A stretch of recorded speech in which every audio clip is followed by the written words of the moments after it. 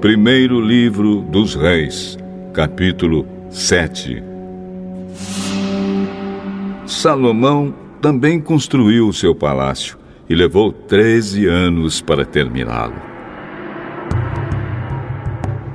O salão da floresta do Líbano media 44 metros de comprimento por 22 de largura por 13,5 de altura. Ele tinha 3 fileiras de colunas de cedro, havendo 15 colunas em cada fileira, com vigas de cedro que se apoiavam nelas. O teto era de cedro, estendendo-se até as despensas, que eram apoiadas pelas colunas. Nas paredes de cada lado havia 3 fileiras de janelas. Todas as portas e todas as janelas eram quadradas, e as 3 fileiras de janelas de cada parede ficavam exatamente em frente às fileiras de janelas da parede do outro lado. O salão das colunas media 22 metros de comprimento por 13,5 de largura. Ele tinha um pórtico que era coberto e sustentado por colunas. A sala do trono, também chamada de Salão do Julgamento, onde Salomão julgava as questões, era forrada de cedro desde o chão até as vigas. Em outro pátio, atrás da sala do trono, ficava a casa onde Salomão morava. A construção era do mesmo estilo das outras. Salomão também fez uma casa do mesmo tipo para sua esposa, a filha do rei do Egito. Todas essas construções e também o grande pátio foram feitos de pedras escolhidas, desde os alicerces até a beira do telhado. As pedras foram preparadas na pedreira e cortadas sob medida, sendo os lados de dentro e de fora cortados com serras. Os alicerces foram feitos com pedras grandes preparadas na pedreira. Algumas tinham 3,5 metros de comprimento e outras 4,5 metros de comprimento. Por cima delas foram colocadas pedras caras, cortadas sob medida, e vigas de cedro. O pátio do palácio, o pátio interno do templo e a sala de entrada do templo tinham paredes feitas com uma carreira de vigas de cedro para cada 3 carreiras de pedras cortadas. O rei Salomão mandou buscar um homem chamado Hurã, um artífice que morava na cidade de Tiro e que era especialista em trabalhos de bronze. O seu pai, que já havia morrido, era de Tiro e também havia sido artífice especializado em bronze. A sua mãe era da tribo de Naftali. Hurã era um artífice inteligente e capaz. Ele aceitou o convite de Salomão e se encarregou de todo o trabalho em bronze. Hurã fundiu 2 colunas de bronze, cada uma com 8 metros de altura e 1,70 m de diâmetro, e as colocou na entrada do templo. Ele fez também 2 remates de coluna, cada um com 2,20 metros de altura, para serem colocados no alto das colunas.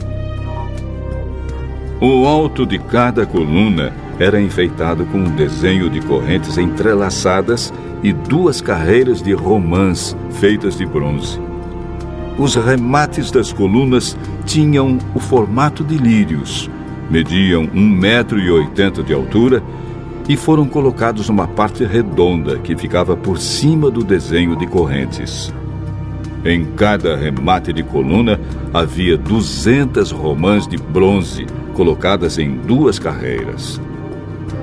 Hurã colocou essas 2 colunas de bronze na frente da entrada do templo. A que ficava no lado sul se chamava Jaquim, e a que ficava no lado norte se chamava Boaz. Os remates das colunas em forma de lírios, feitos de bronze, estavam no alto das colunas, e assim foi terminado o trabalho das colunas. Hurã fez um tanque redondo de bronze com 2,20 metros de profundidade, 4,40 metros de diâmetro e 13,20 metros de circunferência. Ao redor da borda de fora do tanque havia 2 carreiras de cabaças de bronze que haviam sido fundidas todas em uma só peça junto com o tanque. O tanque se apoiava sobre as costas de 12 touros de bronze que olhavam para fora. 3 olhavam para o norte, 3 olhavam para o oeste, 3 olhavam para o sul e 3 olhavam para o leste. A grossura das paredes do tanque era de 4 dedos. A sua borda era como a borda de um copo, curvando-se para fora como as pétalas de um lírio.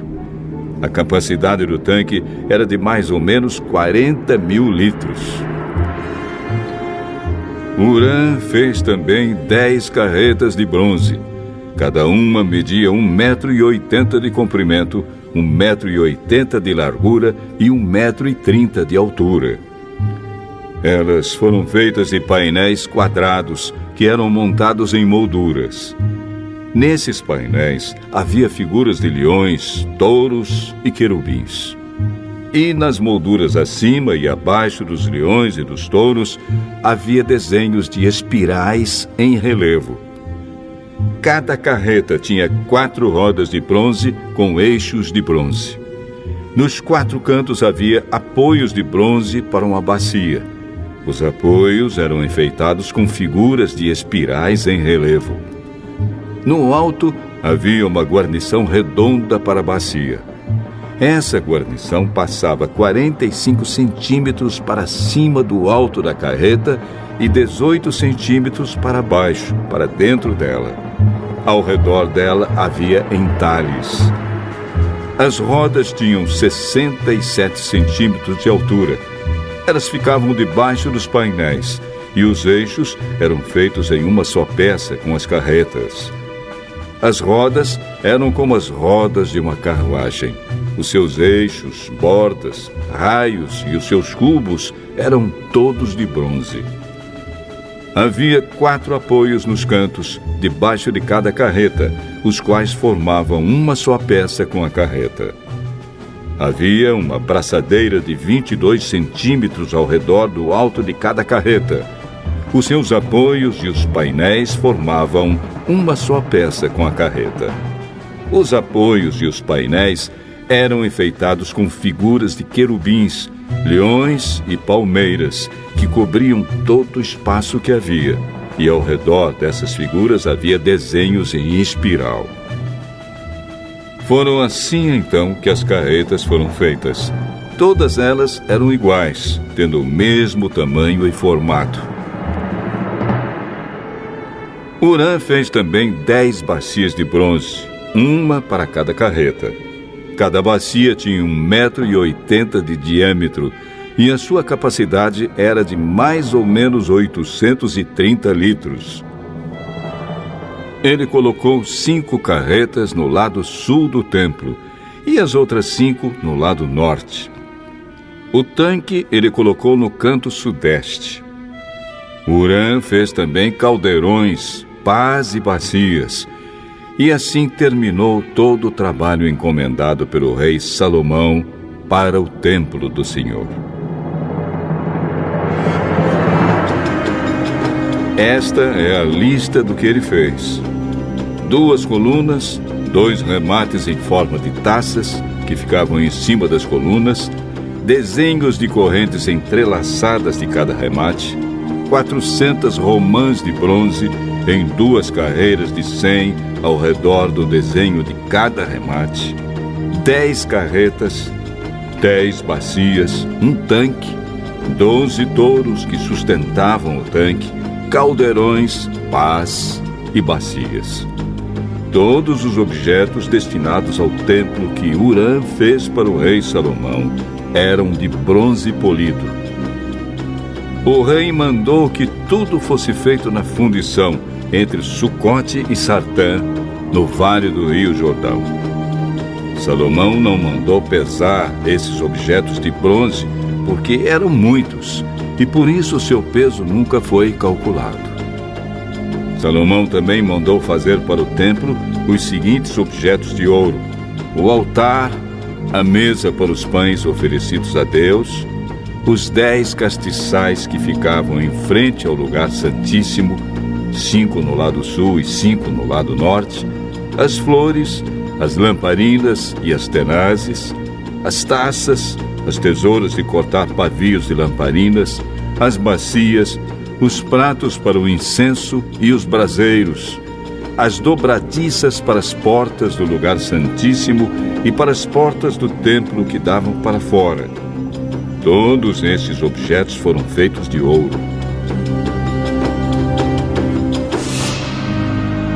Quando o rei Salomão terminou todo o trabalho do templo, colocou na sala do tesouro do templo todas as coisas que Davi, o seu pai, havia separado para o Senhor Deus, isto é, a prata, o ouro e outros objetos.